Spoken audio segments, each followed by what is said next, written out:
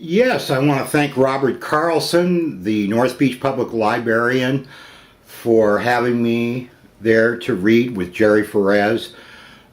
We are now videoing much of what I read that night. I might mention that Robert is a writer as well as gets me to events like Live Worms, and I want to thank him. I want to thank the North Beach community. Mentioned Rosemary Mano, Jerry Ferez, who's reading with me, and Ronald Sauer and Rebecca Peters, and thank you, folks. And in introducing my poetry, I want to mention my dad, who was a school principal, but he was also a Marine lieutenant, and he liked to think of himself as a tough son of a bitch. He truly was. His parents had a 3rd and 6th grade education.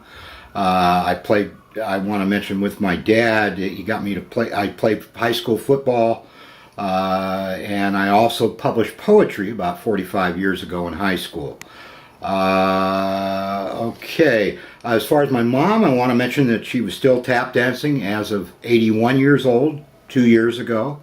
4 of her 6 kids have disabilities. Now another subject, venues, old venues. One is Bibar, which in the early 90s, QR Hand, Joey Cook, Jerry Ferez, Rosemary Mano, Vampire Mike were there. Also the Above Paradise in the early 80s with Jenny Joseph. There was Julia Vinograd, David Gollop. So now I'm going to read a couple of poems. I'm going to mention Carlton Wall in this poem. He's my step-grandfather, was my step-grandfather. There is absolutely no trickle-down effect. From a Bohemian Sutter Street Dream. Sitting here at Polk in Sacramento at the Royal Ground Cafe, thinking about Sutter Street, its shops, its sparkle, its delight. Yet every vice and crime created exists here. Some are unhappy folks, merchants making money, some not.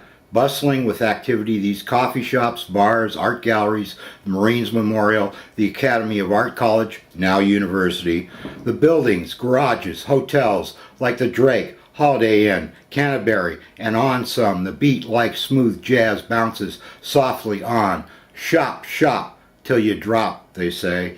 From a Bohemian Sutter Street dream, there are hip art students carrying canvases, coffee shop owners, bartenders, clerks, like on Post Street, the Postrio, the Press Club, and in the same neighborhood, the St. Francis Hotel and Union Square and garage that my step-grandfather Carlton Wall had financed, built, and had given to the city in 1942.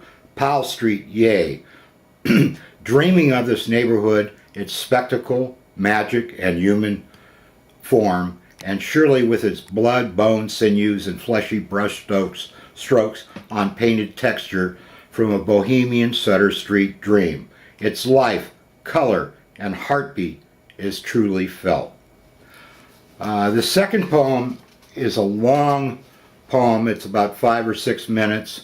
It's dedicated to Allison. We were an item in the 90s, and we lived together for about 3 years. I want to mention now the Granada, because Granada's in here. The Granada, I've been here 25 years, minus 3. We've had a person here named Stanley, I don't recall his last name, who gave supposedly Ken Kesey his first acid at the VA hospital down in Menlo Park. And also more about the Granada. 1 dies a week on average. We have some very severely mentally ill people here. I've made over 2,000 911 calls in these years. Vincent Joyce lived here. He's supposedly the nephew of James Joyce.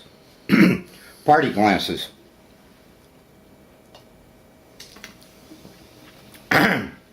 Clark had just homered. The Giants were now ahead, 2-1 in the bottom of the 4th.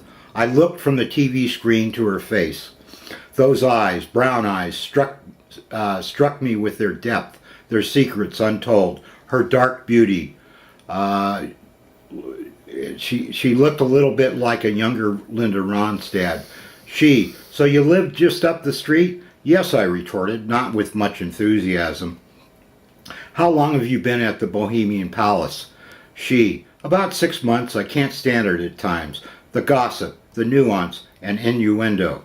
Everyone is into everyone's business. And my roommate, I don't know how she supports herself, and the clothes she wears, they're so trashy. We were young, lighthearted, and hungry for love. Allie was dressed in all black with false pearl necklace. Smiling, she took a sip from a margarita and nodded toward me and smiled. I told you it is a balancing act between being part poet, author, and businessman. I work part-time marketing, PC, accounting software. I'm part-time at the desk at the hotel with the seniors up the street. Then I find time to write poetry. I wish I could settle down to write prose, a novel, a book of fiction. But she, have you traveled much?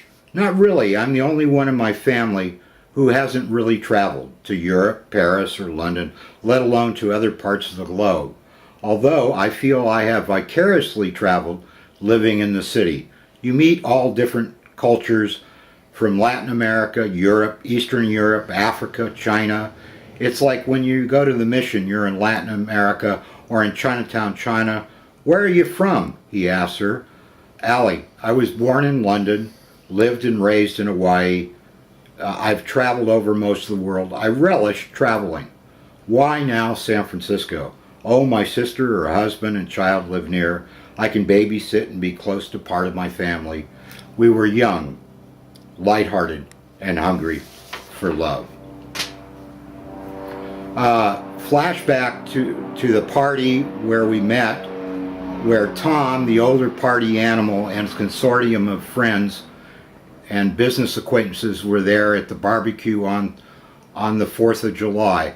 Folks were drinking their beer, going off to their private rooms in little groups, and smoking that holy reefer. The manager or the hotel of the hotel had some awesome green bud and was in quite good spirits, talking about baseball, politics, and that the beer was being drunken up much too quickly.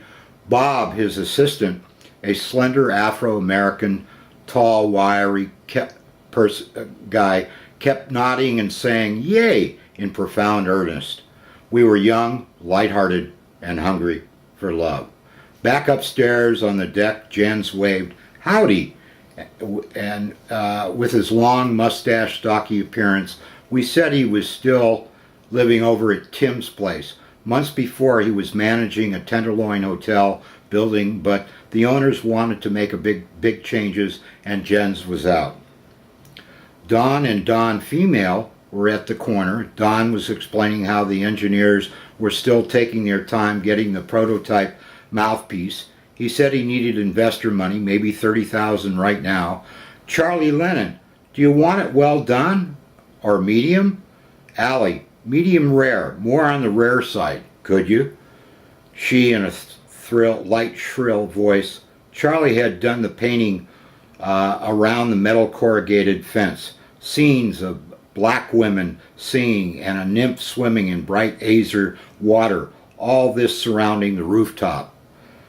The sky was bright with hot sun drenching the 30 or 40 guests and tenants of the hotel.